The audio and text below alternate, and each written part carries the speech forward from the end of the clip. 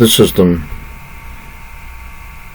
application is for a polymer feed system and also evaluates toxicity.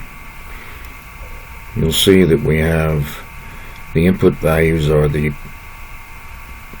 concentration of pure polymer in the liquid solution that has been purchased, the specific gravity of it, the volume of the polymer that's added, the size of the day tank, and the polymer feed rate.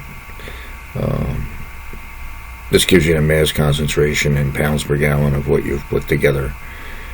The feed rate for the polymer is then calculated. This comes out to be 8.5 pounds per day, and it's 3.04 pounds per gallon. The reason for the sludge age is as we add polymer to an aeration tank, we are going to be increasing the solids concentration, or hopefully gluing some of the polymer solids together.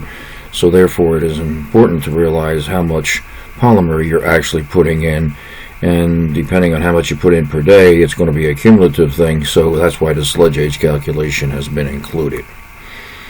You'll also see that what we had to do down here was we have the average daily dose, 0.39 milligrams per liter, and we have an aeration concentration of 2.16 milligrams per liter. This polymer, and a lot of polymers, have a toxicity to fathead minnows and Cereodaphne. This was included because you'd want to know if you are having any toxicity issues with respect to the amount of polymer that you're adding to your system, and if it doesn't go out in the coagulated solids, it may be going out in the effluent. You then finally come down and you have the feed data. In this case, you have a pump that they measure the speed of the pump in hertz, and you come up with a gallon per hour per hertz calibration. Then you have the cost, $25 per pound, and you have your cost per day for the polymer.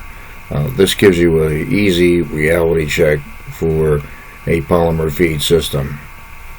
But this is based on field data, so you'll be empirically adding the polymer and running jar tests to see how it performs. Also, as noted, state point analysis should be employed, because if you improve coagulation, you improve liquid solid separation, which means the state point will probably change, which means you need to tie this into the polymer feed system.